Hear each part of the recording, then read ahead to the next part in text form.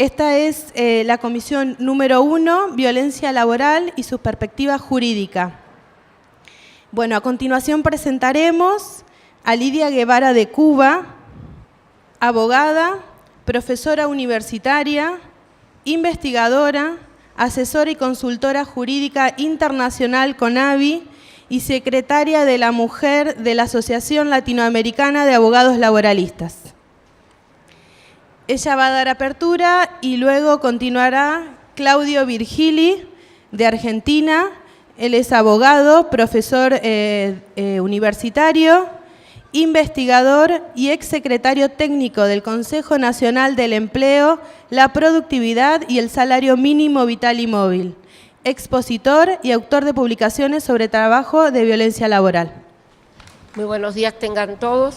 Bueno, me ha tocado empezar este panel y voy a ser bastante breve porque lo más interesante en este panel va a ser el debate que puede ocurrir entre todos los presentes.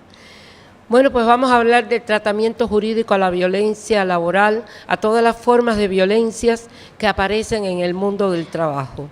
Este tratamiento jurídico es importante toda vez que existen distintos criterios en el mundo. Criterio de que una ley específica debe ser lo fundamental. Otros dicen que modificando las leyes de trabajo o mediante los principios de derecho o los pactos internacionales, las normas internacionales del trabajo serían suficientes. Pero como todos los criterios son controvertidos y no existe una unidad en las posiciones, bueno, pues abordamos este aspecto empezando por algunas normas internacionales muy importantes, como fue desde la Declaración de Filadelfia en el año 1944, cuando se establece que todos los seres humanos, sin distinción de raza, credo o sexo, tienen derecho a perseguir su bienestar material y su desarrollo espiritual, en condiciones de libertad y dignidad, seguridad económica e igualdad de oportunidades. Le sigue, bueno, en su orden, la Declaración Universal de Derechos Humanos, que ya establece que ningún ser humano puede ser sometido a tratos degradantes, torturas, tratos inhumanos, que todo esto va en contra de la dignidad del ser humano. Y así pudiéramos nombrar los pactos internacionales de derechos humanos. Está también las convenciones sobre la eliminación de todas las formas de discriminación de la mujer, porque hay algo muy importante: la discriminación es parte de la violencia. La discriminación es un aspecto que lacera la dignidad del ser humano y muchas legislaciones toman en cuenta esta situación, empezando por el constitucionalismo social latinoamericano. Desde la Constitución mexicana del año 1919 comienzan todas nuestras legislaciones señalando la dignidad del ser humano y el respeto que tiene que existir a todos los derechos humanos de los trabajadores o de los ciudadanos en primer lugar, y de los trabajadores que no son más y menos que ciudadanos, que cuando entran a un centro de trabajo no se quitan el traje de ciudadano para convertirse en trabajadores y ser humillados, maltratados y amenazados en su condición laboral. Lo vimos en el video que pasaron, lo terrible que resulta para un ser humano vivir en tales condiciones. Este tratamiento jurídico es importante porque las organizaciones internacionales le han prestado un gran interés, desde la Organización Mundial de la Salud, que tiene su definición sobre este aspecto. La OIT en el año 2003 también aportó una, y recientemente en su en el nuevo tratamiento que ha dado por el centenario a una norma o un convenio internacional, ya define de que puede ser el término violencia y acoso en el mundo del trabajo, se debería entender como un conjunto de comportamientos y prácticas inaceptables, amenazas de tales comportamientos y prácticas, ya sea que se manifiestan de manera puntual o recurrente y que tengan por objeto o sean susceptibles de causar un daño físico, psicológico, sexual o económico, que incluye también la violencia y el acoso de género. No es necesario seguir dando definiciones, sino lo más importante es que todo esto está reconocido desde finales del siglo XX y los años que van del siglo XXI como flagelo que va ganando en visibilidad del problema para facilitar la toma de decisiones que posibiliten que estas manifestaciones no sigan causando estragos en la salud emocional y que se vulneren los derechos laborales de los trabajadores, influyendo y que de tal forma puedan la tranquilidad del ser humano en el centro de trabajo influir positivamente en el disfrute de un ambiente sano, seguro y saludable. Es importante también señalar una cuestión. Muchas veces nos llama la atención que el derecho no recurre a tiempo ante las situaciones que se dan en la vida real, pero es que existe un criterio muy manejado por los juristas, y no me dejarán engañar mis compañeros abogados aquí presentes, de que la norma actúa cuando ataca, el hecho ataca a muchas personas, cuando es evidente. Y la situación de la violencia laboral es su invisibilidad. Muchas veces hay que hacer visible lo invisible. Esto que ocurre y no se declara o existe, y los testigos ciegos, sordos y mudos lo hacen de esa forma intangible. Por tanto, la importancia del problema es verlo, reconocerlo. La ley tutela la situación, debe ser preventiva, debe ser protectora, pero también debe ser sancionadora. Aunque a golpe de ley solamente no se resuelve el problema de la violencia, porque si no, no existirían o no continuaría el trabajo infantil, no continuaría el trabajo forzoso, no tendríamos que ver todas las situaciones de feminicidio que existen en nuestros países, y esto sencillamente sería algo del pasado, porque hay legislación, y sobre todo legislación penal, que es mucho más dura que la legislación laboral. ¿Por qué? Porque trata contra la libertad y la vida de las personas. Entonces, el criterio fundamentado es tratar de que la ley interna, de que la legislación interna, que es la que define casi siempre estos fenómenos, como lo hemos visto en la legislación de Santa Fe, en la legislación de Buenos Aires también y en otros, y en la de muchos países como la de Venezuela, las legislaciones internas que tienen, pero que son muy parciales en Brasil, la colombiana, que es una ley general también, que aborda la violencia y el acoso desde una legislación nacional, que lo más importante es que sea de conocimiento, que sea informada, que las personas conozcan su contenido, porque muchas veces se adolece de esta situación. Lo dije en el precongreso, si los abogados, si los jueces no saben la materia, pues sencillamente nunca juzgarán a favor de la víctima, de la persona que padece, porque lo desconocen. Pero si los abogados no lo conocen, no tienen el dominio suficiente, procesan o llevan los procesos por la vía que no corresponde y muchas veces lo pierden en juicio por esa situación. Y muy importante que los participantes aquí, trabajadores y sindicatos, estén también al tanto de la situación. Entre las estrategias que puede haber, además de la ley, está la detección temprana y oportuna del fenómeno. No dejarlo pasar, atacarlo a tiempo, para evitar con ello que se dañe la salud emocional de las personas. La Organización Mundial de la Salud ha señalado que salud no es la ausencia de enfermedad, es un estado de bienestar físico, psíquico, mental y social, porque cuando la persona se siente bien, se siente empoderado para trabajar, se siente fenomenal. Pero sin embargo, cuando esa persona está sufriendo, motivado en lo que está viviendo en su centro de trabajo, traslada esos sentimientos a su casa. Y lo mismo sucede cuando los traslada de su casa al centro de trabajo. Y en este embrollo de relaciones que se forma, es muy difícil distinguir entonces cuándo nació y cuándo terminó. Por eso, el afectado tiene que buscar de inmediato ayuda desde su centro de trabajo, desde su propia administración hasta llegar a su sindicato y buscar la debida protección a su salud y a su vida. Entonces yo quisiera darle paso al compañero Claudio, no hablar mucho más, porque como les dije, el interés está en el debate que pueda haber con todos ustedes. Muchas gracias.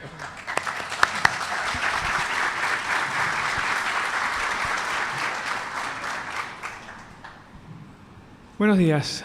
La idea de esta intervención es básicamente, en los minutos que tengo, 15, hacer un repaso del tratamiento que tiene desde el punto de vista normativo el tema en nuestro país, con la diferencia que hay entre la regulación del empleo público y la recepción por parte del derecho judicial a falta de norma expresa en el ámbito de las relaciones de contrato de trabajo en el ámbito privado.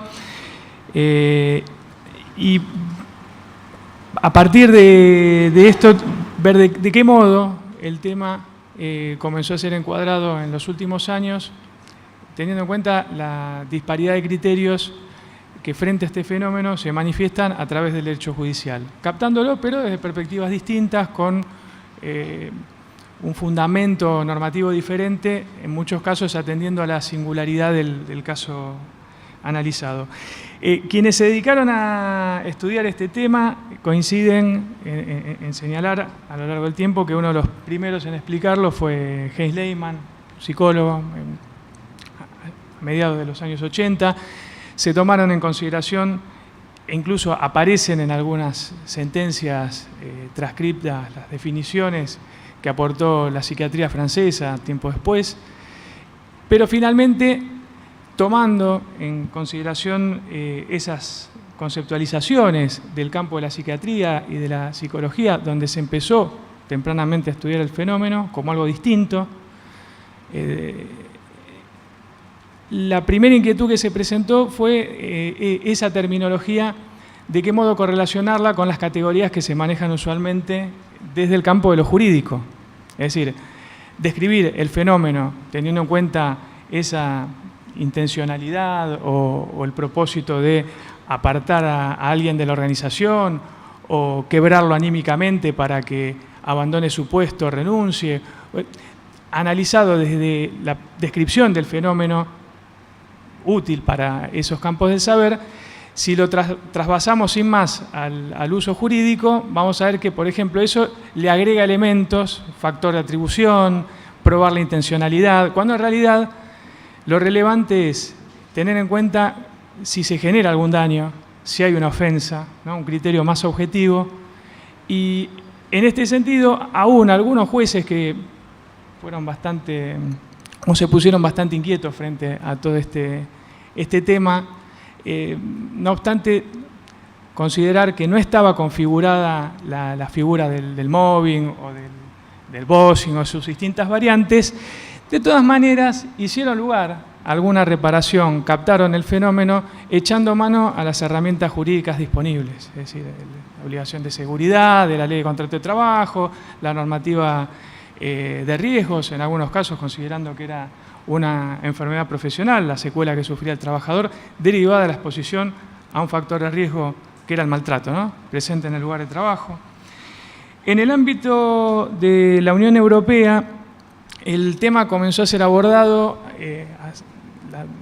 a lo largo de la década pasada desde una lógica, desde una perspectiva antidiscriminatoria focalizada en temáticas muy particulares.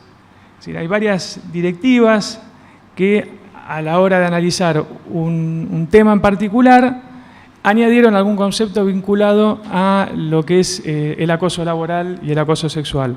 Ejemplo de esto puede ser en materia de igualdad de trato de las personas independientemente de su origen racial o étnico, lo que dispuso en su momento la Directiva 43 de 2000, o por motivos religiosos o convicciones, de discapacidad, de edad o de orientación sexual, en la Directiva 78 del mismo año.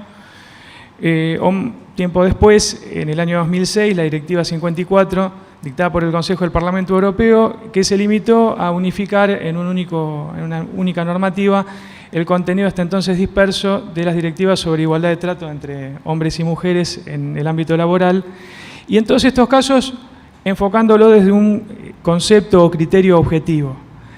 En España, con la Ley 51/2003, de igualdad de oportunidades, no discriminación y accesibilidad de las personas con discapacidad, fue la primera norma estatal en regular el acoso laboral, tratarlo expresamente. Casi inmediatamente la Ley 62 de ese mismo año, sobre medidas fiscales, administrativas y de orden social, volvió a abordar el tema del acoso laboral, trasvasando al ordenamiento español las directivas 43 y 78 de 2000 que mencioné antes. Lo cual surge además de su propia exposición de motivos, ¿no? En nuestro país el tema sí comenzó a tener un reconocimiento expreso en distintos regímenes aplicables al empleo público, teniendo en cuenta la distribución de competencias entre el Estado Nacional y las provincias en nuestro país. La regulación del empleo público es competencia de cada Estado provincial.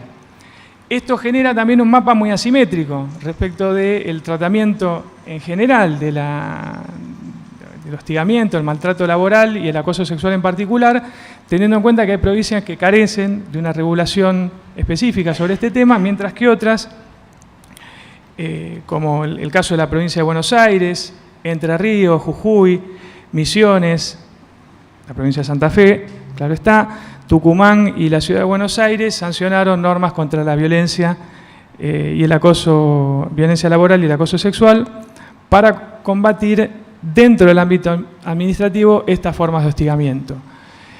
Con un dato adicional, en el empleo público, a diferencia del contrato de trabajo, en el ámbito privado, al menos en teoría, existe estabilidad del empleado público, de modo que aquellos que ingresan mediante concurso de oposición antecedentes, ¿no?, que cumplen con los recaudos que la normativa legal impone a los efectos de llegar a gozar de esa estabilidad, la situación es compleja porque este maltrato lo que busca es quebrar, en muchos casos, anímicamente a una gente que no se lo puede despedir fuera del marco de un sumario administrativo en el que queda acreditada una causal de cesantía o exoneración.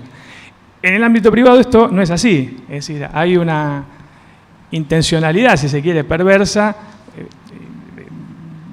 que, digamos, podría evitarse el daño que se genera con un despido sin justa causa, indemnizado. Es decir, la decisión patronal de desvincular al trabajador con un costo, el pago de una indemnización tarifada, es eficaz, aun cuando no exista una justa causa de despido. Frente a esto, y a la ausencia de una norma que contemple y encauce esta situación de manera expresa en el ámbito privado, comenzaron a dictarse distintos pronunciamientos judiciales,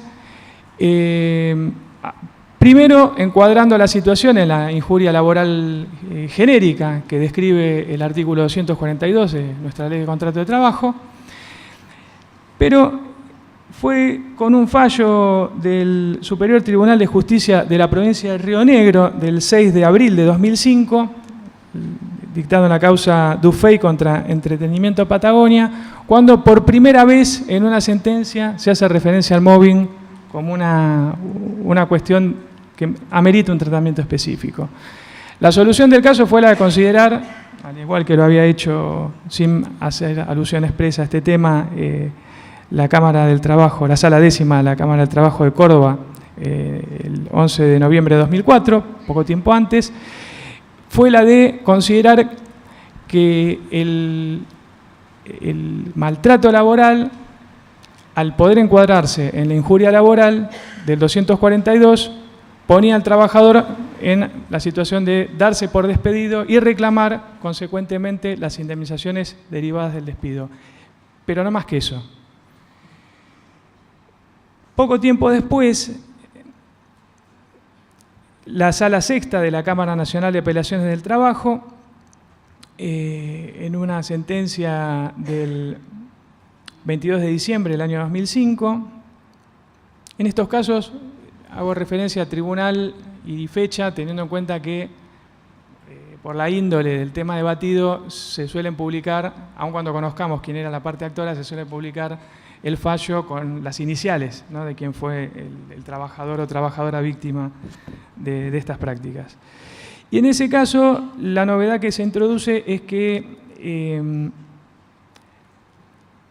la Justicia Nacional del Trabajo condena a una empresa a pagar una suma de dinero, una reparación no tarifada, a una trabajadora por los padecimientos y angustias y las consecuencias que esto había llevado aparejado en su estado de salud, que sufrió como consecuencia del acoso moral y sexual practicado en el ámbito laboral. En este caso, a diferencia de los anteriores, la reparación se concretó mediante un resarcimiento pleno y no con una tarifa indemnizatoria. En otra causa,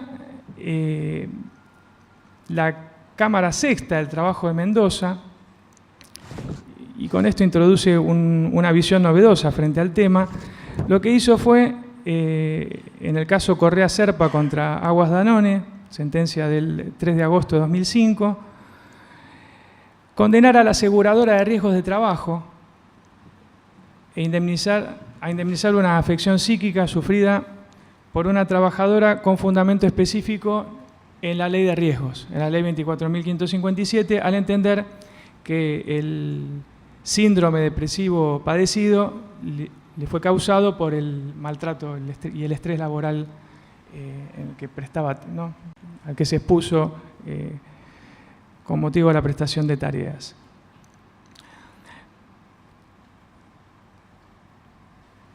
Injuria laboral, reparación no tarifada, encuadre como una contingencia resarcible por la ley de riesgos, es decir, vemos que si bien se le brinda alguna respuesta,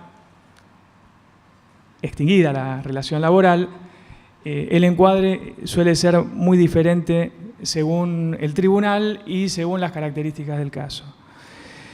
De la Cámara Nacional de Apelaciones del Trabajo me centro básicamente en los decisorios de 3 salas, Sala Séptima, Sala Segunda y Sala Primera, por lo novedoso que introdujeron en su momento en cuanto a los fundamentos normativos, sin dejar de señalar 2 cosas, que al día de hoy hay una cantidad importante de fallos sobre este tema, que exceden claramente esta arbitraria elección en función del tiempo del que dispongo. Y por otro lado, que el puntapié inicial en el tratamiento expreso del tema por parte del derecho judicial lo dieron los tribunales de las provincias. Esto a diferencia de muchos temas en el que los tribunales de las distintas provincias de nuestro país replicaban en su propia jurisdicción criterios inaugurados por la Justicia Nacional del Trabajo. En este sentido, el camino parece haber sido felizmente inverso, pero enriquecedor. En la Sala Séptima, en una sentencia del 8 de junio de 2007,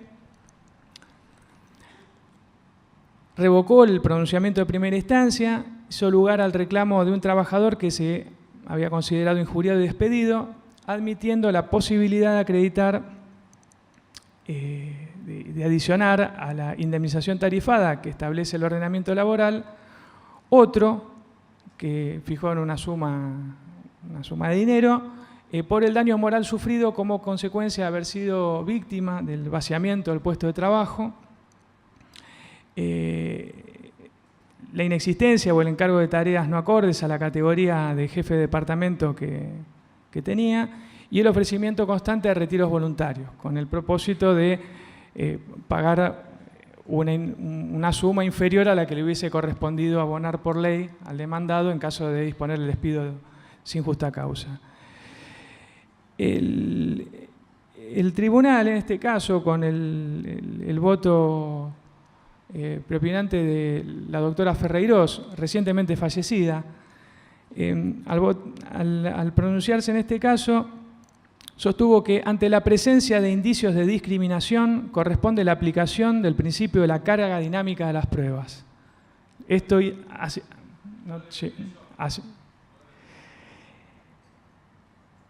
que ante la presencia de indicios consideró que era aplicable la carga dinámica de las pruebas invirtiendo el denominado onus probandi, es decir, poniendo en cabeza de quien está en mejores condiciones profesionales, técnicas o fácticas para producir la prueba, en este caso la empresa acreditar cuáles eran los motivos, que no era un trato persecutorio y demás.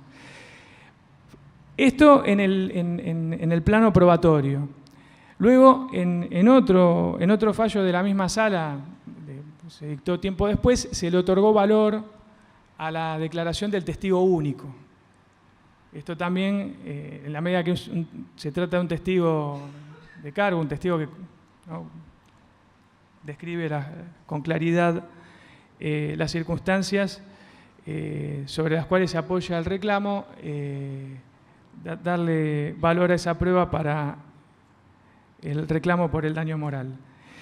En otras sentencias, la Sala Segunda, si bien entendía que no se tenía por configurada la hipótesis de mobbing, de todas maneras, ¿esto por qué? Porque aparece mencionado en los fallos que no se encontraba configurado el componente subjetivo, perverso e intencional que permite definirlo. Vuelvo a la referencia a las definiciones traídas de otros campos. ¿Sí? En este caso, el fundamento que se dio para imponer una indemnización frente a esta situación fue la de señalar que el empleador no cumplió siquiera básicamente su deber constitucional de garantizar condiciones de trabajo dignas ni la obligación legal de seguridad e higiene en el trabajo, de conformidad con lo que establecen los artículos 14 bis de la Constitución Nacional, 75 de la Ley de Contrato de Trabajo y cuarto, inciso primero, de la Ley de Riesgos. Agrego dos cosas más y con esto concluyo.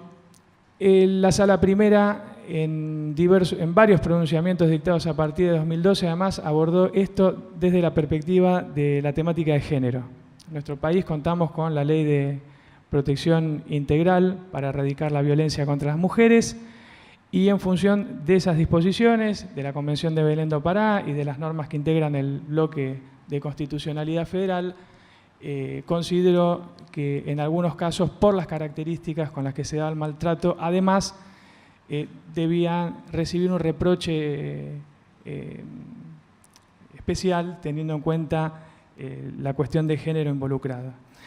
Con esto quiero remarcar en cuanto a los enfoques posibles del tema, esta diversidad que tenemos hoy, si analizamos los distintos pronunciamientos, que, como les señalé, algunos lo consideran como una causal de despido indirecto, otros como una conducta sancionable con una indemnización adicional por el daño moral, por el maltrato sufrido, y patrimonial por las derivaciones de la lesión psíquica. Es decir, no necesariamente tiene que haber secuela invalidante. El maltrato en sí mismo es resarcible por vía de la indemnización por daño moral.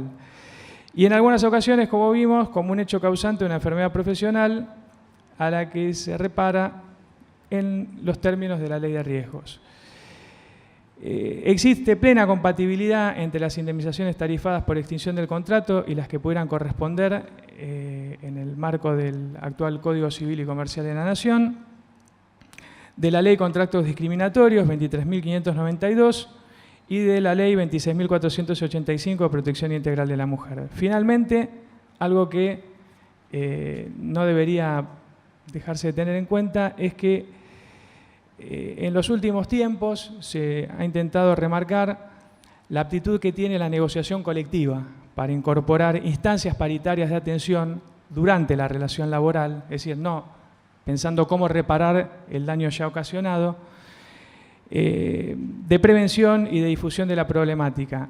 Menciono en este sentido las cláusulas sobre el tema que contienen los convenios colectivos, el general para la Administración Pública Nacional, el de los trabajadores del Instituto Nacional de Servicios Sociales para Jubilados y Pensionados, para el personal de la Administración de Aduanas, el convenio colectivo de la Corporación del Mercado Central uno que se aplica a la legislatura de la Ciudad Autónoma de Buenos Aires y el del sector público salteño, como una vía también en la cual el rol del sindicato innegablemente puede aportar hasta tanto el legislador se decida de qué modo regular el tema de carácter general a nivel nacional para el contrato de trabajo, mediante estas instancias que podrían ser útiles para resolver la cuestión durante la vigencia del vínculo y antes de que el trabajador o la trabajadora sufra una secuela invalidante permanente. Les agradezco la atención.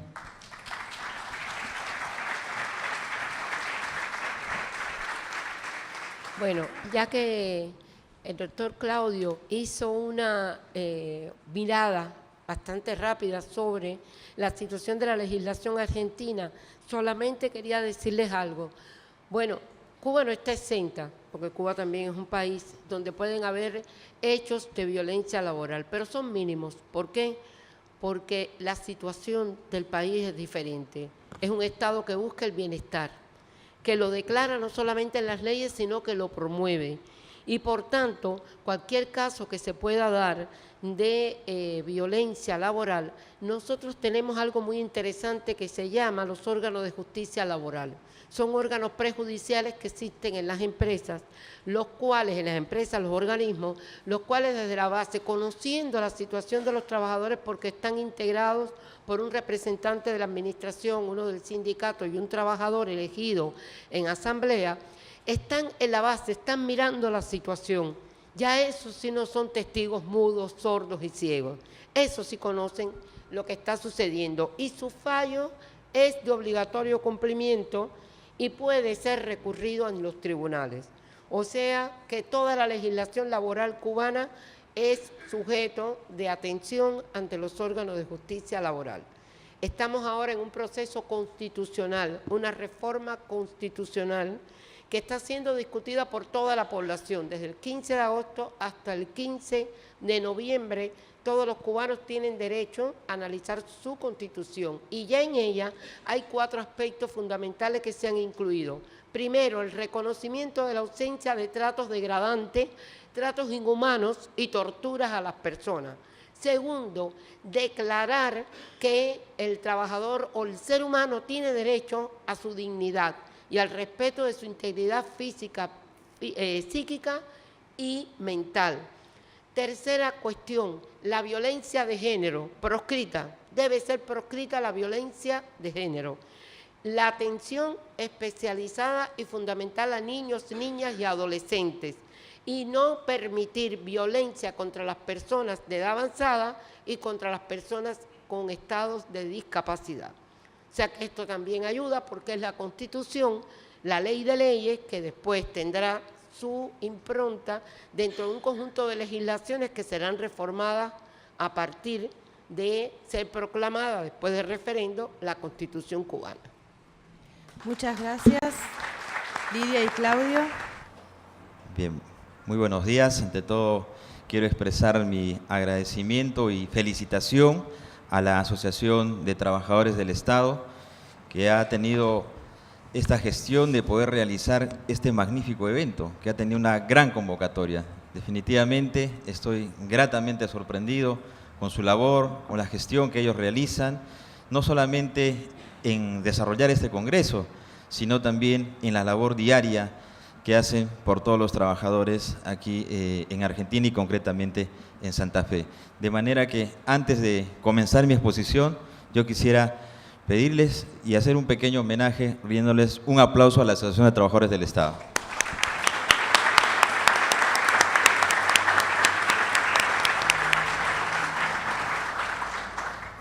Vengo de Perú, estoy gratamente complacido también de estar aquí en la ciudad de Santa Fe para compartir con ustedes e ir aprendiendo, porque el aprendizaje en realidad es constante. Desde que nacemos hasta que nos vamos de este mundo, definitivamente vamos aprendiendo y vamos incorporando muchas cosas, vamos modificando también nuestras actitudes, vamos modificando conductas. Y justamente de eso se trata la charla que vamos a tener hoy día sobre la violencia laboral y el impacto en la salud y dignidad de la persona y el marco normativo, digamos, que se maneja un poco en el Perú para que ustedes también puedan tener alguna referencia. Dicho esto, Quizá esta figura grafica algunas cosas, ¿no? Lo encontré en el internet. Hay una persona ahí trabajando asediado por unos tiburones. A veces nos pasa eso, ¿no?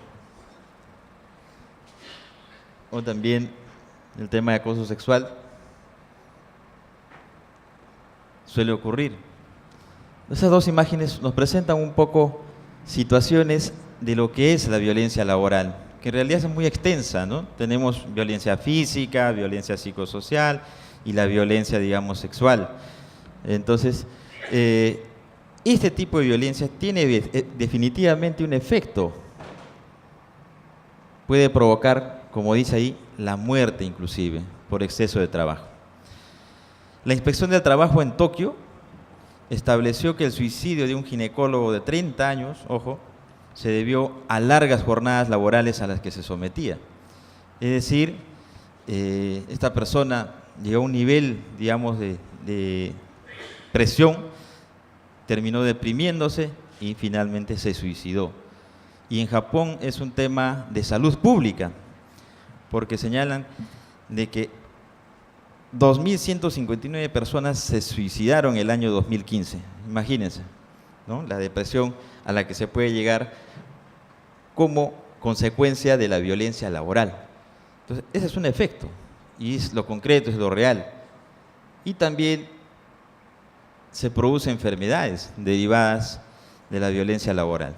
Seguramente muchos de ustedes, como me pasa a mí también en el trabajo, tenemos compañeros los cuales adolecen de alguna enfermedad derivada del trabajo, ¿no? Yo tengo un compañero que le dio una hemiplegia por la presión, ¿no? A otras personas de repente una gastritis, la diabetes. Seguramente ustedes conocen también su centro de trabajo. Entonces se manifiesta la violencia laboral, sus efectos, si bien es cierto a veces no los podemos visibilizar como lo han señalado anteriormente, pero poco a poco, cuando va avanzando, se va somatizando en el ser humano y va generando muchas veces enfermedades. Como podemos ver ahí, hemiplegias, parálisis, derrames cerebrales, enfermedades gastrointestinales, problemas de sueño, fobias laborales, inclusive el síndrome de burnout.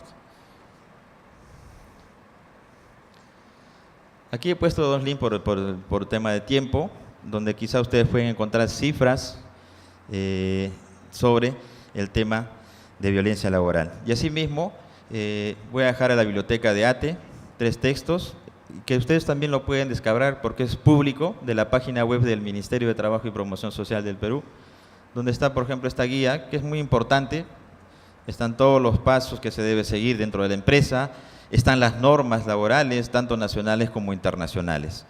Luego, también hay un texto sobre derecho a la salud de las mujeres víctimas de la violencia sexual, publicado por la Defensoría del Pueblo, que también lo dejaré en la biblioteca, y la revista de la Universidad Nacional Mayor de San Marcos, donde hay un escrito también sobre la seguridad y salud en el trabajo, y otros artículos en los cuales también pueden ustedes revisarlos y tener un panorama de lo que tenemos en el Perú. Entonces, el acoso laboral muchas veces es un ataque directo, algunas veces es muy sutil, ¿no? Un ataque directo, por ejemplo, es la injuria, insultos, amenazas, intimidaciones, propósitos sexistas, racistas, gestos de connotación sexual, o ridiculizar a una persona en público, burlarse sobre la invalidez o alguna deficiencia física de alguien, o el ataque de creencias religiosas u opiniones políticas, o algún empujón o agresión física, ¿no? Es notorio, o sea, es algo directo, pero también puede ser sutil, como dicen, ¿no? A veces es hasta invisible. Contestación en las decisiones, retención de la información, rechazo a la comunicación, o te bloquean la computadora, te cortan el wifi también, ¿no? Entonces, hay bastantes formas de acoso, ¿no? Rumores malintencionados, maledicencia, daños a la reputación, olvidos de informar acerca de reuniones, críticas injustificables en relación con el trabajo. Ahí está la fuente donde obtuve este cuadrito resumido que me parece muy interesante. Y grafica un poco, ¿no?, cómo se dan estas actitudes. Y evidentemente, si hablamos de la violencia laboral contra la mujer, es mucho más notorio aún, ¿no? Ahí tenemos una gráfica, solo para ejemplificar un poco. El color verde es las agresiones, digamos, psicológicas que sufre una mujer, y como ven es la que más se produce, ¿no? Luego tenemos la agresión física, que es la que está en la barra azul, y la agresión, digamos, sexual es la barra roja. Entonces vean ustedes, mayoritariamente lo que se produce es una violencia psicológica, ¿no? Entonces, este esquemita me parece que grafica muy bien lo que quiero transmitirles. Y es que la violencia laboral tiene un impacto en la dignidad del trabajador, ¿no? Y evidentemente, siendo la dignidad del trabajador la razón de ser de un ser humano, ¿no?, nuestra razón de ser, evidentemente que cuando uno es atacado en su dignidad, se deprime muchas veces, ¿no? Se deprime, y eso a su vez tiene un impacto en la salud del trabajador, tiene un impacto inclusive en la vida del trabajador. Entonces, me parece que esto es lo que tenemos que tratar de cambiar, bloquear ese impacto en la dignidad y el impacto negativo en la salud del trabajador. Y para eso hay algunos caminos, ¿no? Uno es entender claramente lo que es el trabajo decente y trabajo digno, ¿no?, que impulsa la OIT, y entender que el sustrato de este concepto es la dignidad de la persona, ¿no? Hay una definición aquí que se postula, que es, digamos, desarrollada en el Perú, sobre la base de lo que la OIT plantea, ¿no? Y como ven ustedes acá, señala que el trabajo decente es aquel en el que la dignidad de la persona es respetada a plenitud. Por consiguiente, se respeta sus derechos fundamentales, se otorga a cambio un salario justo, se promueve la negociación colectiva y el diálogo social, se respeta la integridad y salud del trabajador en los diferentes tipos de empresas, sean microempresas, pequeñas, medianas y grandes empresas, o con independencia de la dimensión de ingresos económicos de los mismos. ¿Por qué? Porque la dignidad es transversal a todos, no podemos hacer una diferenciación por tamaño de empresa. Y evidentemente, ¿qué hacer en estos casos? Tenemos dos vías, la vía administrativa y la vía judicial. La vía administrativa, por lo que escuché a Claudio hace un momento, tiene algunas similitudes en el caso peruano. Con la, digamos, peculiaridad que allí en el Perú tenemos la Superintendencia Nacional de Fiscalización Laboral, que es una institución recientemente creada, que su función específica es fiscalizar el cumplimiento de las normas laborales y orientar, ¿no?, las normas que existen al respecto. Y está también el Ministerio de Trabajo y Promoción Social, que es la vía administrativa, es mucho más rápida, como en un momento lo voy a explicar un poco más detalladamente, y se rige por la ley 28806. Y está el otro camino, que es la vía judicial, ¿no?, presentando ya una demanda, ¿no?, ahora con una nueva ley procesal del trabajo, la ley 29497, sí tarda a veces un poco más, es nuestra realidad, la carga de trabajo es abundante en el Poder Judicial y demora un poco más estos procesos, basándose también en la Ley de Seguridad y Salud y en las normas sobre acoso laboral, el Decreto Legislativo 1410, que hace poco se publicó en el Perú, en este mes se ha publicado, y se está modificando el Código Penal para incorporar como delito el acoso sexual. Es decir, actualmente es un delito en el Perú y se puede sancionar con pena privativa hasta de 7 años de cárcel, ¿no? Aquí tenemos un poco más la base normativa, que es justamente lo que también se nos pidió comentar un poco. Bueno, en el Perú tenemos la Constitución en el artículo 7 y el artículo 23, tienen que ver con el comportamiento hostil. El artículo 30, la Ley de Seguridad y Salud en el Trabajo, ya tenemos una ley desde el año 2012 prácticamente en el Perú sobre seguridad y salud en el trabajo, que ha venido a ayudar bastante. En el sentido que esta ley, por ejemplo, ordena que hayan comités de seguridad y salud en el trabajo en empresas de más de 20 trabajadores y van ellos pues viendo cómo está la situación también internamente en la empresa, ¿no?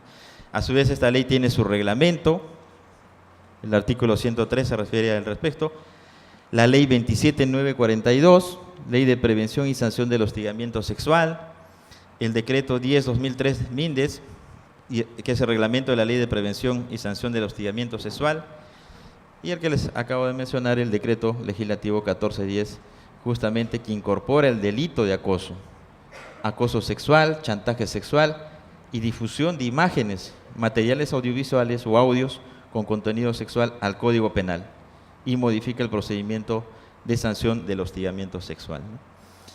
Entonces, hay un desarrollo en la normativa, digamos, ya en el Perú sobre este tema, ¿no? Pero como comentábamos ayer, falta a veces que la brecha, digamos, inmensa que existe a veces entre la cantidad de normas y su cumplimiento, cada vez se acorte, ¿no? Porque a veces tenemos las normas, pero no se aplican o no se cumplen, ¿no? Y finalmente acá hay dos normas que también quizás pueden tomar como referencia. Está la norma básica de ergonomía, que es la RM375-TR 2008, que también nos habla sobre los riesgos psicosociales, ¿no? Y la ley 3364, que es la ley para prevenir, sancionar y erradicar la violencia contra la mujer y los integrantes de la familia. También es reciente, el año pasado se ha dado esto. Y evidentemente están los convenios internacionales OIT, que seguramente Pablo en un momento que viene por la OIT lo va a mencionar. Bueno, dicho esto,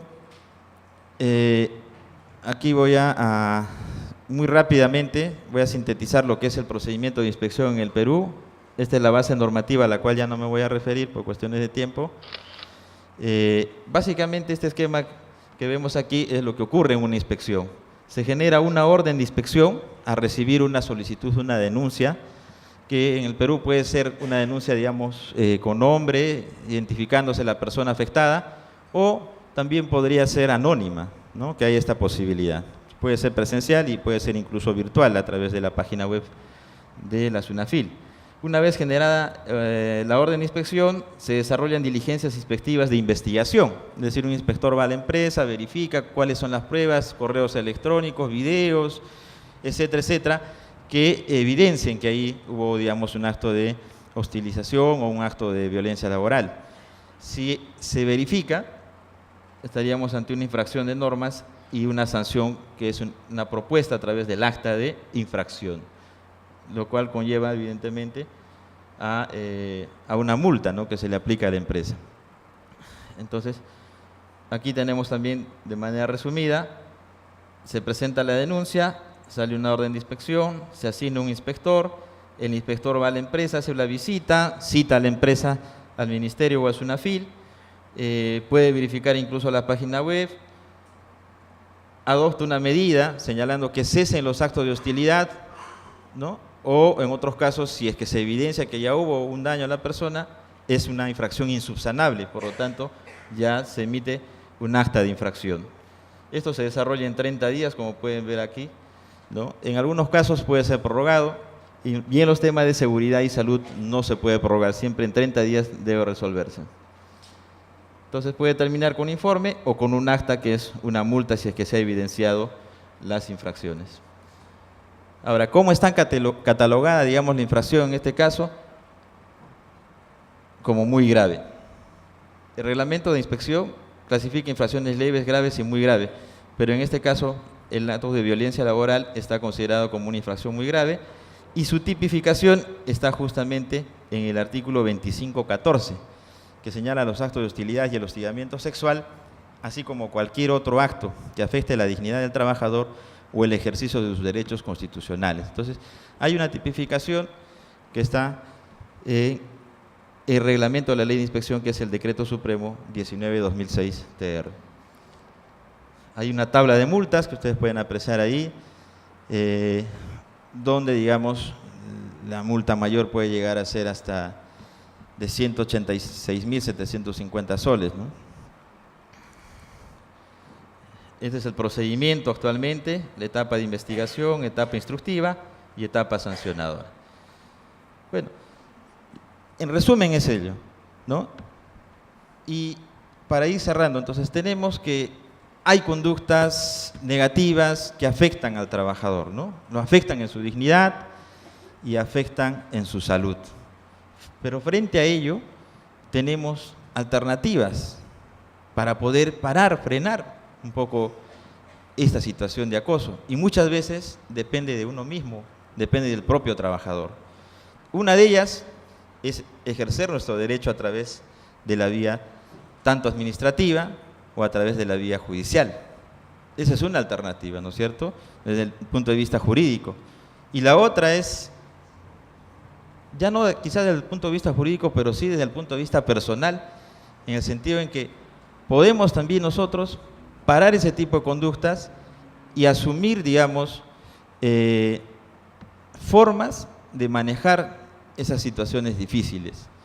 Y eso normalmente implica tener una confianza de repente con el departamento de salud, no sé cómo le llamarán aquí, pero normalmente en el Perú tiene que tener un departamento de seguridad y salud, puedes conversar con el médico ocupacional, ¿no?, y transmitirle un poco lo que está viviendo esta persona, porque la empresa tiene que estar enterada y empezar a regular internamente mecanismos, protocolos para evitar el acoso sexual. Entonces, como conclusión tenemos que es alta la frecuencia del maltrato en el personal, siendo el maltrato psicológico el presente en casi la totalidad de trabajadores. Este es un problema del ámbito laboral y profesional que debe ser evaluado e intervenido para la mejora del ambiente laboral. Y como recomendación final tenemos entonces que hay que ejercer justamente estos mecanismos. Muchas veces no se quiere denunciar. Los trabajadores entiendo que sí hay temor a que puedan ser despedidos como una represalia, pero como les comenté, hay la opción de pedirlo con reserva, de forma anónima, pero hay que hacer valer el derecho, porque si no lo exigimos, si no lo pedimos, muchas veces también el Estado desconoce en qué lugar se están produciendo estos hechos. Luego está desarrollar estas técnicas de prevención y recuperación con el apoyo de un especialista en la materia, que permita, evidentemente, lograr lo que estamos buscando, una vida saludable, digna y libre de violencia laboral. Muchas gracias.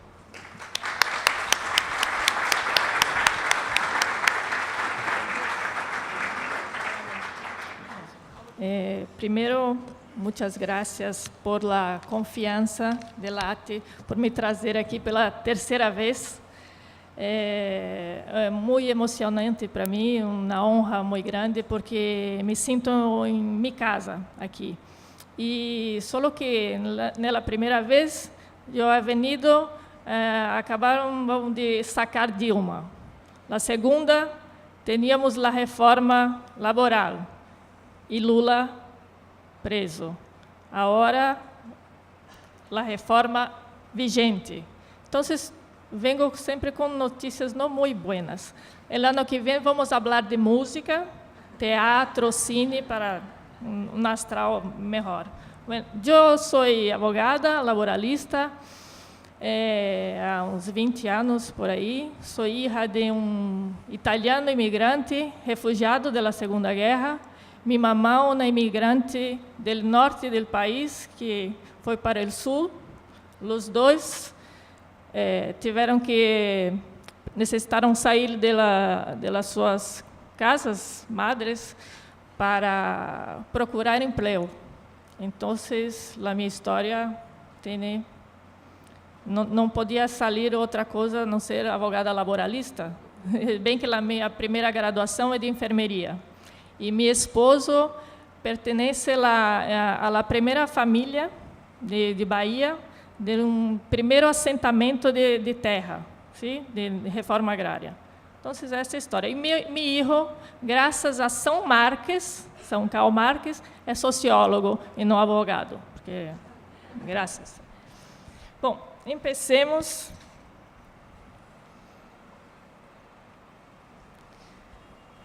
Primeiro, porque a minha ponência não vai ser tão técnica, porque creio que os outros palestrantes são muito melhor que eu para este tecnicismo, que eu sou pouco hiperativa, não consigo. Então, preciso trabalhar com imagens para que eu consiga passar o que tenho para passar. Vivemos em um momento este paradoxo. Sim? De um lado, a alta tecnologia, a quarta revolução industrial, temos esse aparelhinho que tem app do banco, app da escola, app do app do filho, e trabalhamos para o banco, para a escola, porque utilizamos os aplicativos, não necessitamos mais ir ao banco, hacemos tudo para cá. Oh, que bueno! Não, bueno não. Estou na prisão, na esclavitud. Sim? E, por outro lado, com toda esta tecnologia, nós temos trabalho escravo, temos explotação de trabalho infantil, trata de pessoas para a esclavitud sexual, toda uma, não tem outra palavra, uma desgraça humana. Sim? Para onde caminhamos? Não sei. Tem esse pensador, Milton Santos, já falecido, um geógrafo muito querido em Brasil, que já dizia este livro é de 2015, pela 24ª edição, ele já dizia isso em 1995, que para a maior parte da humanidade, a globalização está se imponendo como uma fábrica de perversidade. O desemprego crescente se volve crônico, a pobreza aumenta e as classes médias perdem a qualidade de vida. O hambre e o desabrigo se generalizam em todos os continentes.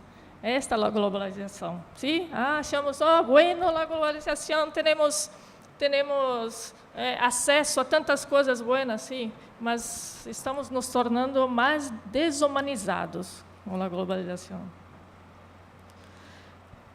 Então, a violência. Quando falamos de violência laboral, temos que falar de uma violência estrutural, a que se origina no mundo, no modo de produção, na organização do processo de trabalho, e que causa incomodidade, sofrimento, desgaste, fadiga, enfermidade, incluso a morte. Porque a violência não pode ser vista apenas de uma pessoa contra outra. Sim? O acosador não é o pilar principal da violência. O acosador já é uma consequência de toda uma estrutura organizacional de sociedade, de meio de produção.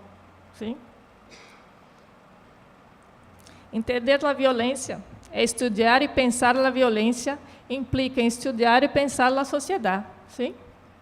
A violência é um ato contrário ao direito e à justiça. Pluricausalidade da violência. Não podemos falar de violência laboral sem mirarmos a sociedade. É um reflexo? Sim? Então, se reúnem os poderosos, os políticos, e o que vamos fazer para maltratar o povo mais e sacar mais plata? Sim? Então, tenho uma ideia brilhante. Vamos fazer uma violência conjuntural. Vamos criar políticas neoliberais, uma legislação que violente o trabalhador, assim podemos pisar no trabalhador e fazer o que quisermos. Mas vamos ter mais lucro, é isto que interessa. O sujeito trabalhador é visto como não uma pessoa, um objeto mais uma ferramenta para a produção, o capital, conseguir mais ganância, mais lucro. Infelizmente, é assim. Mas Carla está falando de capital e proletário, Marx. Sim, hasta aí Marx chegou. E hasta aí ainda estamos. Então, temos que falar disso. Bom, lo creo, esta frase eu disse ontem, já virou moda, que a maior violência ao trabalhador é a imposição de uma reforma laboral com os preceitos neoliberais de sacar direitos e obrigar trabalhadores e trabalhadoras à precarização e à ausência de dignidade. Esta é a maior violência. Como, neste momento, não posso falar de Brasil, temos um projeto de lei contra o acoso, Não, em Brasil, neste momento, não temos nada. Temos uma perspectiva muito dura. E esta é a lei que foi implantada, foi feita desta forma. Hoje um resumo, porque esta lei foi a lei do projeto, a aprovação foi a mais rápida da história da legislação brasileira. Sim? Em 2012, a Confederação Nacional da Indústria apresenta 101 propostas para a modernização da legislação laboral para o governo Dilma. Dilma não aceita. Em 2016, vamos sacar Dilma para ser o que queremos. O golpe. Querido Michel Temer, em 31 de agosto, possuído pelo diabo, toma conta do país. Apresenta o anteprojeto em dezembro de 2016. O projeto apresentado, o anteprojeto em dezembro de 2016, o projeto em 12 de abril de 2017. A reforma laboral sancionada em 17 de julho de 2017. Uma coisa mais absurda, mais pazzesca, mais que não tinha explicação, eu não sei a explicação até hoje. Do projeto até a lei sancionada foram 7 meses. Vamos ver se aprovam alguma lei em Brasil para melhorar a saúde, a educação, tão rápido assim. Não creio que não. Esses são alguns pontos da lei que me parecem mais violentos. Por exemplo, a trabalhadora embaraçada ou lactante pode trabalhar em locações insalubres. Antes não podia, agora pode, mas mira, a lei é toda a coisa mala, é bem maquiavélica, bem estruturada. Mira, você está embaraçada ou lactante, você não pode trabalhar aqui. Então, apresenta um atestado, sim, um relatório médico, um médico de sua confiança, apresenta dizendo que você não pode. Sim? E o que a lei diz? Que se a embaraçada ou lactante apresenta um relatório que não pode trabalhar no meio ambiente insalubre, o empregador tem que colocar a embaraçada em outro posto de trabalho. Só que o empregador diz, mira, não tem outro posto para você trabalhar. Quando a mulher está embaraçada ou lactante, creio que é a situação de mais vulnerabilidade da mulher. Como que vai quedar sem emprego? Então, vá trabalhar. Lactante e embaraçada em locais insalubres. Pronto. Tudo pode ser acordado entre o empregador e o empregado. É a mesma força, né, que temos nós empregados com o empregador. Sim, a mesma força. Podemos dizer, queremos um salário maior. Se o empregador, vem, Carla, vamos discutir. Ou vai dizer, não, quer um salário maior, um salário maior. Vai embora que tem Luiz, tem vários outros que querem trabalhar no seu posto. Necessário pagar para entrar, para demandar. Este para mim, é uma violência jurídica, um acoso jurídico. Agora, o empregado, antes tínhamos a possibilidade da assistência gratuita, a gratuidade da justiça. Agora tem que provar que está desempregado, que não pode pagar para demandar. Eu tive uma demanda que necessitei colocar, por exemplo, Luiz, fiscal de trabalho desempregado, grande, em letra 40, em vermelho, em rojo, para que o juiz concedesse a justiça gratuita. Porque se colocamos Luiz, fiscal de trabalho, não, tinha a plata, vamos ver quanto ganhava. É uma insanidade. Estamos vivendo em Brasil uma insanidade. Terceirização de todas as atividades, recebi agora há pouco por WhatsApp que o Temer também aprovou a terceirização para serviço público em todas as instâncias. Não sei se vai ter terceirização de juízes, não sei. Pode ser que tenha também. Trabalho intermitente, que isto é uma novidade maravilhosa, é isto que vai gerar empregos em Brasil, no mundo, no Marte, em todo o planeta. Sim? O que é trabalho intermitente? Hoje eu trabalho para ela, amanhã para ela, depois para ela. Na semana que vem não sei para quem vou trabalhar. Quem é o responsável para firmar a carteira e recolher todos os direitos? Não sei. Ninguém sabe ainda. Ninguém sabe.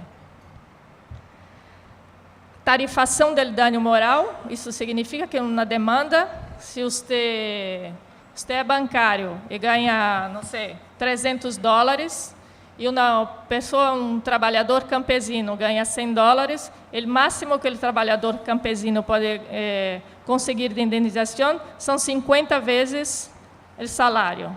O bancário, 50 vezes o salário. Só que o trabalhador campesino pode ter uma mão amputada, o mesmo acidente que o bancário. Quem é pior estado? O bancário, pelo menos, tem segundo grau, terceiro grau. O campesino não sabe nem escrever. E é assim que estamos valorando o ser humano pelo que é. Sim, uma coisa capitalista, será? Não, estamos colocando tarjetas. Você é melhor, você é pior, problema seu. Sim? E tudo que for acordado prevalece sobre a lei. Todo que for acordado. Não, porque tem as cláusulas, tem a Constituição, não estão respeitando nada. Nada, mira que nada.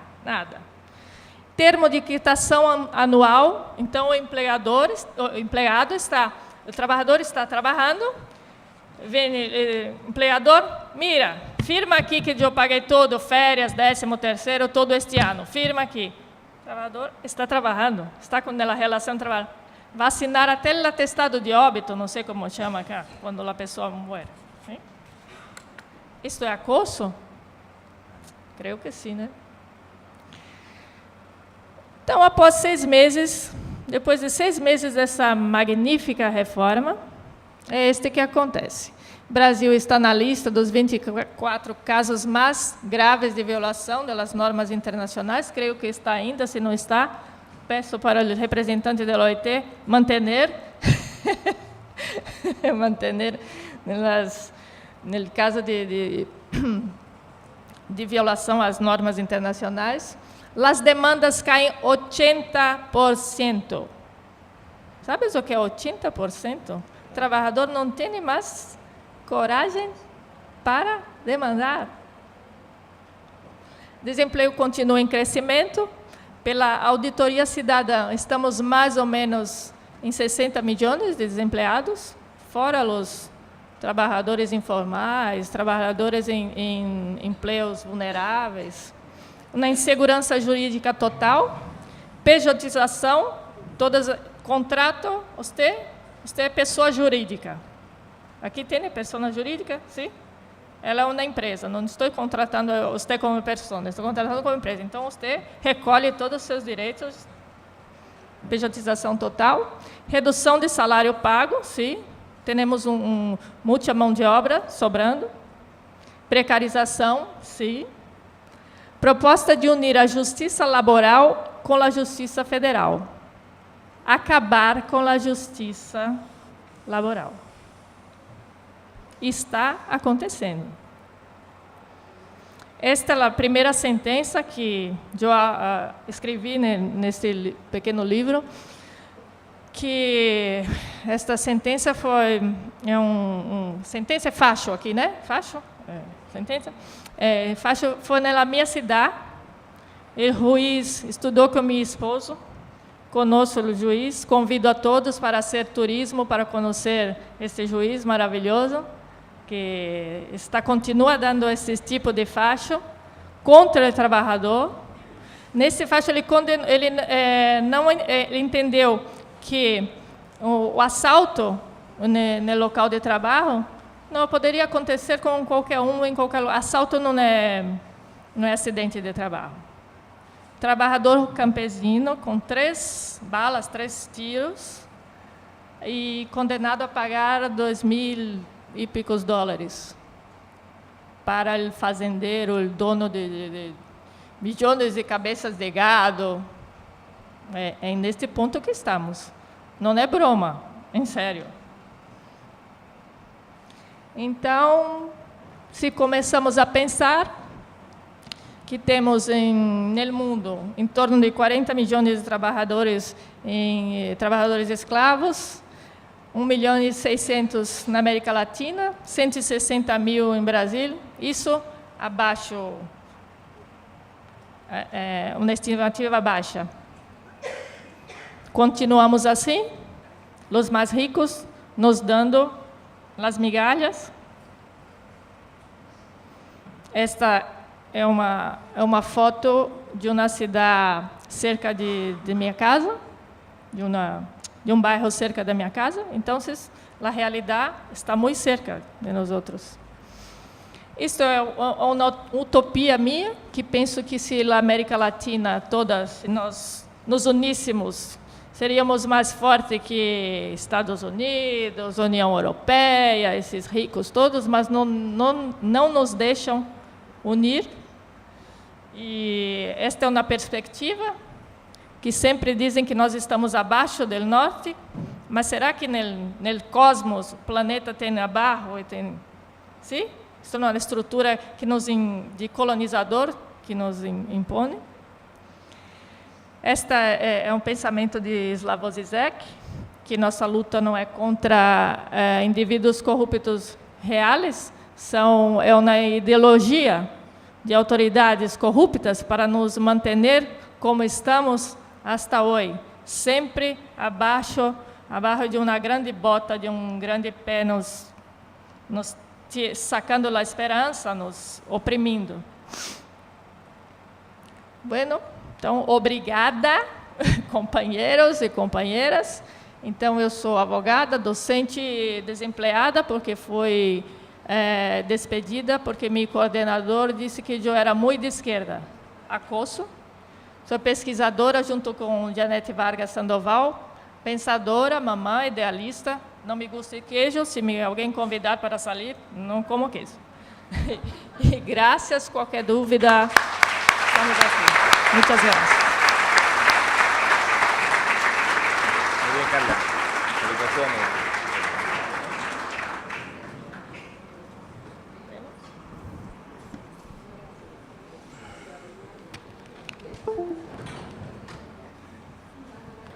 Bueno, Pablo Arellano es de Chile, abogado, es especialista en legislación laboral y está en OIT en Ginebra. Buenos días, tardes, creo que ya es tarde. ¿Pasaron las 12? Ya. Gracias por sobrevivir hasta esta hora. Ya pronto terminaré y pronto ya tendremos un refresco. Así que ya, yo prefiero estar parado para así captar un poco más su atención y voy a hacer algo un poco distinto a lo que vienen haciendo los colegas anteriores. Lo que se ha hecho ahora es una presentación entre descriptiva y analítica de las distintas legislaciones nacionales sobre los temas reguladores, por algún lado, de acoso sexual o de acoso laboral y las consecuencias que ha tenido uno y otro. Yo lo que voy a hacer es otra cosa. Voy a hablarles desde la perspectiva internacional de la organización en que trabajo, de la cual soy un trabajador más en la OIT. Por favor, no piensen que yo voy a decidir algo, solamente vengo a expresar lo que se está trabajando por los constituyentes, por los estamentos que dirigen la OIT, que son 3, trabajadores, empleadores y gobiernos. Entonces, estos 3 estamentos se encuentran discutiendo una de sus principales actividades, si no la principal, que es establecer un nuevo estándar, una nueva norma internacional relativa a la violencia y el acoso para hombres y mujeres en el mundo del trabajo. Esta frase la voy a tratar de explicar un poco más adelante, pero como ven en el orden de lo que quiero presentarles, quiero hablarles un poco primero de la OIT, qué es la OIT, cómo está estructurada y cómo surgen estas normas, para que podamos entender un poco el contexto de esta norma sobre violencia que se está discutiendo. Así entonces, primero la OIT, ¿cómo surge la OIT? La OIT surge, voy a tratar de resumir la historia, porque tengo tiempo acotado. La OIT surge en el Tratado de Versalles, que es el que pone fin a la Primera Guerra Mundial, y en este tratado, vamos a decir que entre los ganadores y perdedores, pero también otros países que se suman a este tratado, firman el capítulo 13, que es el que da origen a la OIT. Ese es el acto constitutivo de la OIT. ¿Qué tiene que ver la Organización Internacional del Trabajo con el fin de una guerra? Ya antes de la guerra se venía discutiendo mucho el poder establecer reglas comunes para todos los países del mundo considerado Europa, pero bueno, las grandes potencias. Porque eventualmente condiciones distintas de trabajo en distintos países creaba situaciones de dumping social, y eso afectaba el comercio. Entonces se viene discutiendo hace mucho tiempo el poder establecer condiciones mínimas y comunes para todos, pero ocurrió la guerra, y esa guerra provocó un desastre económico importante, destruyó los mercados de trabajo, además de destruir los campos en Europa. Entonces, ¿qué se dijo? No queremos que se vuelva a repetir la guerra. ¿Qué es lo que necesitamos buscar? La paz. ¿Y cómo se logra la paz? A través de la justicia social. Así entonces buscaron un mecanismo que tiene como objetivo último la paz, pero a través de la justicia social. Y ahí surge la OIT como un mecanismo de justicia social que es único porque es la única agencia dentro del contexto de Naciones Unidas que es tripartita, que tiene a los tres actores sociales más importantes: trabajadores, empleadores y los gobiernos. En el año 46, cuando se crea finalmente el proyecto de la Organización de Naciones Unidas, la OIT pasa a formar parte de Naciones Unidas como una agencia especializada. En Argentina es miembro desde el origen de la OIT, no necesariamente firmando el Tratado de Versalles, pero sí desde la fecha en que se origina la OIT, y tiene una presencia importante en el país. Primero, el año 32 surge dentro, no sé si decir el Ministerio del Trabajo ahora, con lo que me he enterado, pero bueno, dentro de lo que era, o el nombre que le tengan ahora, surgió una oficina de correspondencia. Había personal que estaba especializado a hacer el intercambio entre los actores de Argentina a través del ministerio hacia la oficina en Ginebra. Y después surge en el año 69 ya el establecimiento de una oficina propiamente tal, que ya toma las características del actual, el año 2003, como una oficina país, que está en Buenos Aires y que desarrolla un trabajo importante. Ya lo mencionó el subsecretario esta mañana, con la provincia de Santa Fe hay un programa de trabajo decente que se encuentra firmado hace 10 años, y se dan cuenta, es un programa bastante largo en el tiempo, y la oficina en Argentina ya va a cumplir el próximo año 50 años. Entonces aquí hay fechas bastante importantes de considerar. Dentro de la vida de la OIT se va a cumplir 100 años, hay 50 años de presencia de la OIT en Argentina y 10 años trabajando con Santa Fe. Son números importantes a retener. ¿Qué es lo que vamos a ver? Esta organización es tripartita y tiene tres estructuras muy importantes a retener. Uno que es el corazón, que es lo que vamos a ver, que es lo que está discutiendo ahora en Ginebra, que es la Conferencia Internacional del Trabajo. Esta conferencia, aquí es cuando me empiezo a creer cantante, esta conferencia se desarrolla una vez al año, y es el corazón porque es el lugar donde es la gran discusión legislativa sobre qué instrumentos se va a adoptar, qué estándares se van a considerar. Es un diálogo tripartito porque, si se fijan, está compuesta por 4 delegados por país. Uno de los trabajadores, uno de los empleadores y 2 de gobierno. Se trata de tener un cierto equilibrio. De estas delegaciones van trabajadores. El año pasado fue gente de Santa Fe a Ginebra, justamente a escuchar el tema de la discusión sobre violencia. Por eso les quiero mostrar esto. Si bien pueden ir muchas personas de gobierno o muchos de los trabajadores, es uno el que vota. Pero mucha gente puede acompañar, como sucedió el año pasado. Son esos 4 por país que van a votar y discutir en las comisiones. Y eso es lo que se ha estado realizando. Existe un segundo nivel, que es el Consejo de Administración, que se reúne 3 veces al año y que es el órgano, por cierta manera, ejecutivo, que toma decisiones como el presupuesto de la organización, pero es muy importante porque para efectos de las normas que se adoptan, es el órgano que decide qué temas se ponen en la tabla para poder decidir legislativamente un nuevo estándar. Por lo tanto, es relevante. Y de nuevo ese órgano es tripartito. Entonces, de nuevo ahí los trabajadores tienen voz y voto para decir qué tema quieren trabajar y cómo se quiere trabajar. Bueno, y finalmente está la Oficina Internacional del Trabajo. Se tiende a confundir con organización, que la oficina es el órgano permanente, que es el secretariado técnico, por decirlo así, de la organización, y que le brinda la ayuda a los distintos órganos en el desarrollo de sus actividades, y es el que desarrolla toda la actividad de asistencia técnica que se le brinda a los distintos constituyentes de los distintos países. Ahí es donde trabajo yo, en la oficina, ayudando en materias legislativas a los procesos de reforma. Esta es la estructura, me gustaría, se las presento para que la tengan en cuenta. ¿Qué es lo que se va a hacer en materia de normas internacionales del trabajo? Cuando se adopte una norma, lo que se busca es que tenga ciertas características. La primera ya la tienen. Tiene un origen tripartito. Aquí no es que los gobiernos o los trabajadores o los empleadores o alguien que se le ocurra dictar un estándar, no. Aquí hay una discusión. Aquí generalmente se logran consensos bastante importantes. Voy a decir una palabra incómoda, pero esto es una actividad política de los 3 actores que se ponen a discutir y logran un acuerdo. Tiene 2 instancias tripartitas donde hay una intervención para saber qué temas y después, obviamente, cuál va a ser la redacción final. Pero no solamente basta con que sea tripartito, tiene 2 características más. Tienden a ser universales, se busca que lo que se vaya a aprobar tenga una aplicación en todos los países miembros de la OIT, por lo tanto, en todos los continentes, y además se busca que esa norma tenga ciertos grados de flexibilidad, porque obviamente las culturas de los distintos miembros no son similares, los modelos jurídicos, los modelos legislativos, los modelos de relaciones laborales no son iguales, por lo tanto tiene que tener un cierto margen que permita que la norma se aplique en todas partes del mundo.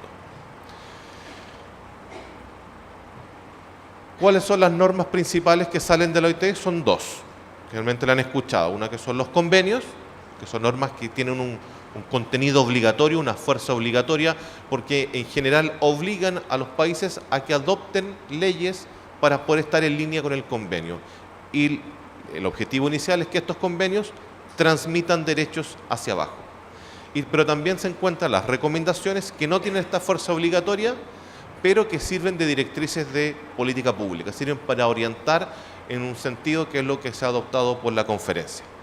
Además vamos a encontrar que hay otras normas interesantes que no tienen este sentido directo hacia los países, como la propia Constitución de la OIT, las declaraciones de Filadelfia, por ejemplo, y una serie de declaraciones más. Hay unas recientes sobre el Pacto Mundial del Empleo, hay una declaración del año 98 sobre los derechos fundamentales de los trabajadores. Hay varias que son importantes y que tienen también un impacto en la orientación que se quiere dar por la organización hacia los países. Yo aquí me quiero enfocar a los convenios, porque la discusión hoy en día es sobre un convenio.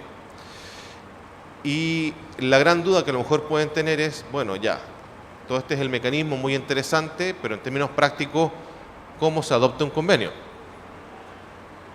Existe un proceso. Este proceso se le denomina de doble discusión. ¿Qué quiere decir doble discusión? Que no basta con que, en términos muy sencillos, en una legislatura se presente el proyecto, se discute y se adopte. Aquí lo que se exige es que haya una discusión un poco más profunda, que se tome un cierto tiempo, se calmen los ánimos eventualmente, no lo sé, o a lo mejor no, pero que hayan 2 momentos de discusión. Por lo tanto, lo que se exige es que se discuta el tema en 2 conferencias. No necesariamente tienen que ser seguidas, pero que sean en 2 conferencias que se discuta el tema. Generalmente se estila que sean seguidas. Y ese proceso ya se inició con respecto al instrumento de violencia. Se discutió este año por primera vez. Pero eso implica un trabajo previo. Si ustedes ven, lo primero que aparece es Consejo de Administración, donde los distintos actores van a ir promoviendo, haciendo lobby, haciendo trabajo político, haciendo movimiento, como ustedes quieran denominarlo, para que este tema, el Consejo de Administración, tome la decisión de ponerlo en tabla. Hay una serie de trabajos previos que se realizan, ya lo voy a nombrar uno, pero una vez que se decide ponerse en tabla, se van a elaborar 2 informes. Y esos son los informes que el año que esto se discute, la Comisión sobre Establecimiento de un Estándar lo va a analizar. Generalmente estos informes van a consistir en un estudio comparado, analítico, sobre las distintas prácticas, buenas prácticas o malas prácticas a nivel mundial, pero el otro informe va a consistir en una recopilación de respuestas a un cuestionario que la oficina prepara, cuestionario técnico, y que se le envía a los países. Todos los países, Argentina lo hizo, respondió a este cuestionario. Y responde y uno puede encontrar las respuestas sobre, por ejemplo, definición de violencia y las respuestas más o menos que están en la misma línea, y eso está disponible.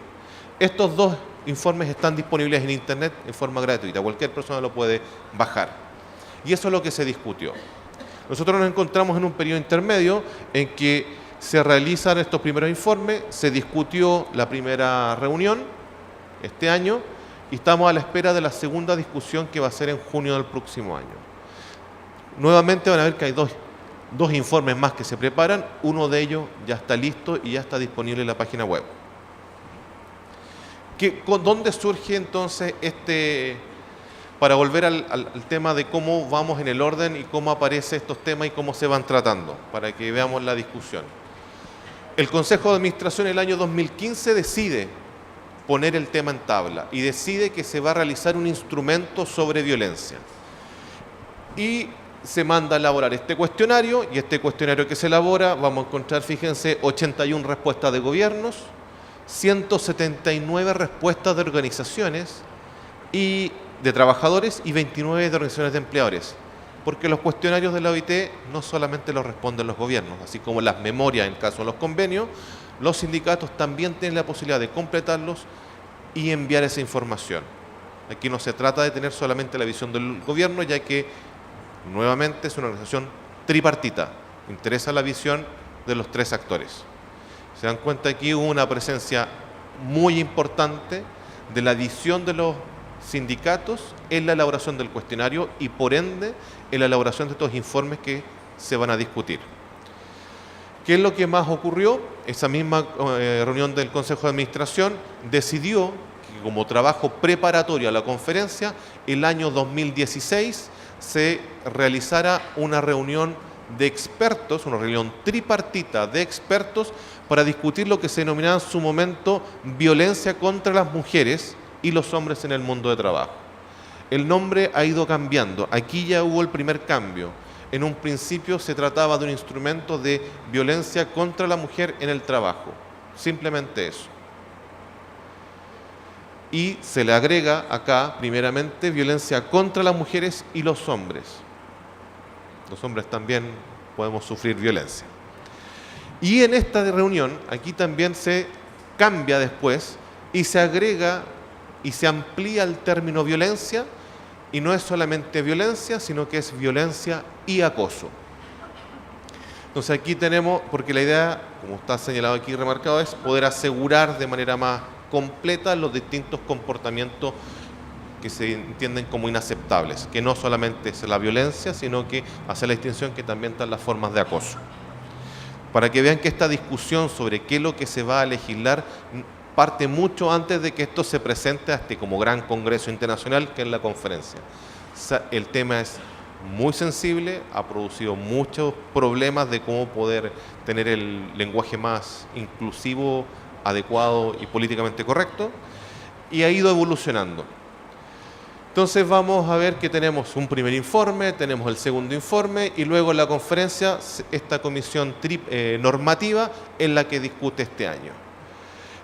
Tengo entendido que en la bolsita blanca que le entregaron a ustedes hay un impreso papel blanco, ahora lo van a empezar a sacar, algunos ya lo sacaron, es en este que ATE lo que ha hecho es reproducir uno de los informes de la conferencia, hay varios informes que se producen, Uno de ellos es, por ejemplo, también lo pueden bajar de internet, está el texto completo de todo lo que se discutió, palabra por palabra, el acta.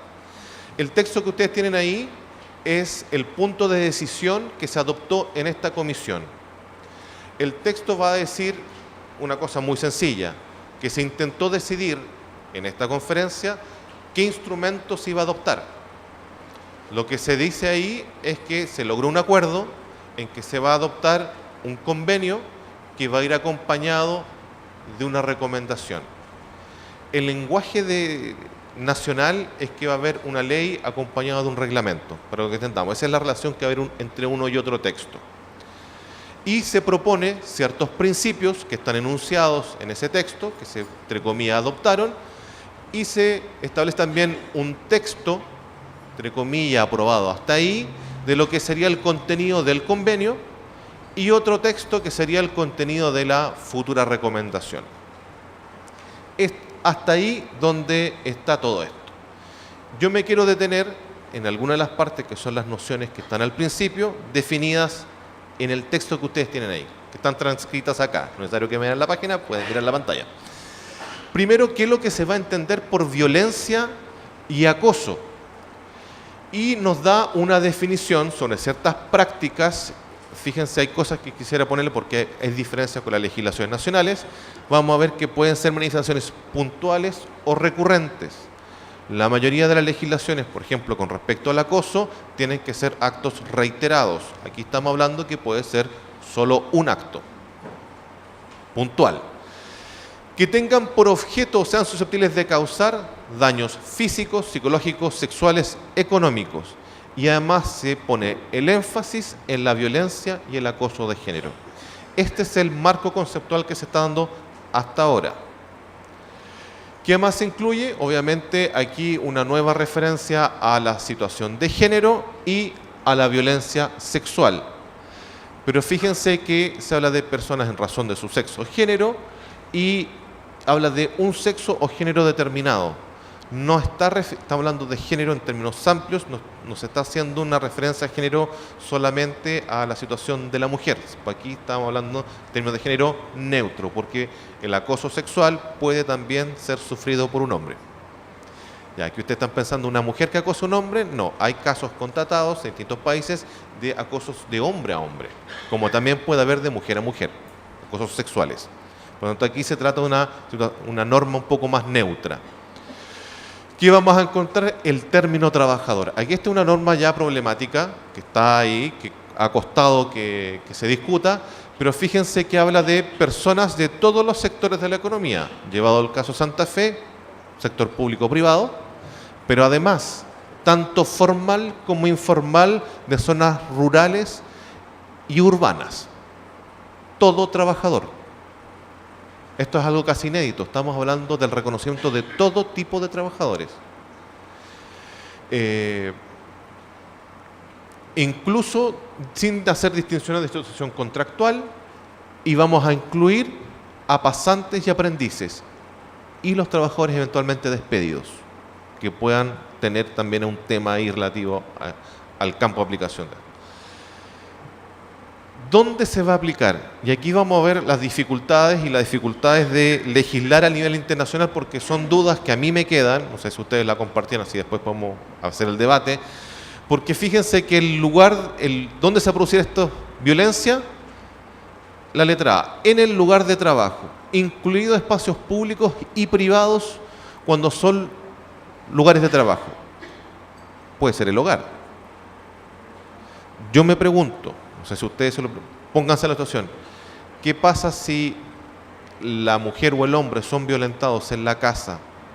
¿Cómo el empleador va a poder proteger a la mujer en la casa si se le considera un lugar de trabajo?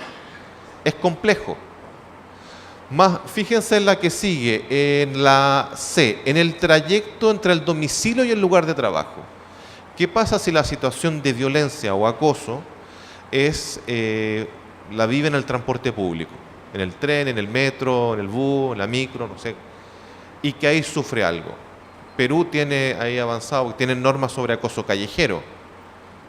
pero está penalizado, si no me acuerdo. Pero eso es otra área. Aquí estamos hablando que se está responsabilizando en cierta manera a un empleador por la situación que sufra él o la trabajadora en el transporte público. Es complejo. Desplazamientos por viaje o cierto marco de comunicaciones tecnológicas en el alojamiento proporcionado por el empleador. Eso a lo mejor no es tan común en América Latina, pero en algunos países en África es común que el empleador entregue la casa, que como parte del contrato se entregue una casa. ¿Y qué pasa si en ese contexto, en esa casa, que es del empleador, el trabajador sufra violencia, a lo mejor por otro trabajador mando medio? Es muy complejo. ¿Qué va a hacer esa persona? Es que no quiero salir del único techo que tengo. Es bien delicado. Si se dan cuenta, estas dudas que yo tengo a título personal sobre el texto que usted tiene, que fue discutido en la conferencia, son bastantes. Fíjense, ver víctimas, autores de violencia pueden ser varias personas. Y aquí incluimos lo que se hizo referencia en la mesa central ahora al inicio. Clientes, proveedores, usuarios, paciente y público. La violencia puede ser que al conductor, hay casos en Francia, el conductor del metro recibe una agresión física, lo golpean usuarios del metro. Hay casos constatados de que en ese caso esa línea del metro paraliza porque el sindicato exige que se tomen mejores medidas de seguridad. Pero puede ser fácilmente cajero o cajera de un supermercado que el cliente lo agreda verbalmente. Hablaba en la mañana de los profesionales del sector de la salud. ¿Qué pasa cuando son los mismos pacientes o los familiares de los pacientes que, bueno, por la situación compleja de salud, a lo mejor que tienen ahí un familiar, elevan el tono de voz y agreden al profesional? Eso es bastante común en el mundo de la salud. Pero aquí estamos hablando de personas en que eventualmente el ámbito del empleador queda un poco limitado. ¿Qué puede hacer el empleador con un cliente que agrede a su trabajador? Se pueden adoptar ciertas medidas de seguridad, sí. Pero esto a mí me quedan muchas dudas, me imagino que le estoy dejando dudas a ustedes. La gran duda es, ¿qué es lo que va a quedar de texto? Yo les acabo de señalar que esto es lo que está aprobado hasta ahora, lo que ustedes tienen en sus manos. Les acabo de decir además que hay un acuerdo de un convenio y una recomendación. La gran duda es que no se sabe qué es lo que va a suceder el próximo año. ¿Por qué? Porque como todo legislativo, como todo congreso, puede que en un momento determinado los textos aprobados sufran variaciones y se cambien los acuerdos. Esta es una actividad legislativa en que lo que interesa es que los distintos estamentos se pongan de acuerdo. Hay dos momentos de reflexión, uno que fue este año y otro que es el próximo. El estado de la discusión está avanzada hasta lo que ustedes tienen en sus manos. Les acabo de presentar una cantidad de dudas impresionantes, porque a mí me producen muchas dudas en lo personal. Yo no sé cómo también eventualmente muchas de estas dudas que les presento pueden ser después transmitidas y bajadas a las legislaciones nacionales. El caso de Santa Fe es un poco distinto, porque hay pasos avanzados, ¿cierto? Hay una ley importante para el sector público, hay ciertos protocolos para el sector privado, no son exactamente los mismos niveles de avance legislativo, pero algo hay distinto a muchos países y a otras provincias de Argentina. ¿Cuál es mi idea al presentarles esto? Porque en realidad la situación de Santa Fe es bastante particular. Muchas de las dudas que yo les estoy planteando ustedes las entienden porque son cosas que ya se han manejado acá, ¿cierto? Porque son temas que se han discutido ya sea a través de este mismo oportunidad de congreso, a través de la red sindical, a través del Consejo Económico Social o a la misma Comisión de Trabajo Decente, se han discutido estos temas. Pero ¿qué es lo que le puedo pedir yo con frente a estas dudas, que son las que después voy a tener que decirle a los países hagan esto o no hagan esto otro? Es que su experiencia puede ser transmitida. En realidad yo creo que ustedes pueden saber más sobre las dudas que les estoy presentando que yo sobre lo que les puedo aportar. Hay un proceso legislativo en curso. Hay un proceso en que el mundo sindical tiene una voz importante. Y hay un proceso en que el ejemplo de Santa Fe puede ser visto afuera. En realidad son ustedes los que tienen la voz ahora para poder decir, mira, ¿saben qué? Sobre este punto a lo mejor sí. Este tipo de logística que me habló, en realidad esto es muy complejo de hacer, pero veámoslo de esta otra manera. Hay formas y prácticas que ustedes pueden levantar como uno de los 3 constituyentes de la logística, como una de las voces importantes y que pueden hacer valer en Ginebra el próximo año. Yo tengo entendido que fue gente de Santa Fe, ojalá que vayan de nuevo el próximo año, no sé si es lo mismo, pero que vaya gente y que muestre el ejemplo de Santa Fe y que vean cómo se articulan estas cosas y que vean de cierta manera de que las cosas que se hacen desde el movimiento sindical, a lo mejor muy de base que están aquí, sí tienen un impacto arriba y que las cosas que se discuten tan arriba en Ginebra sí también tienen un impacto hacia abajo. Eso es lo que yo lo quería transmitir como mensaje y poder explicarles este proceso que puede que lo vean muy lejos, pero no es tan lejano, porque sí tiene un impacto en ustedes. Y muchas gracias.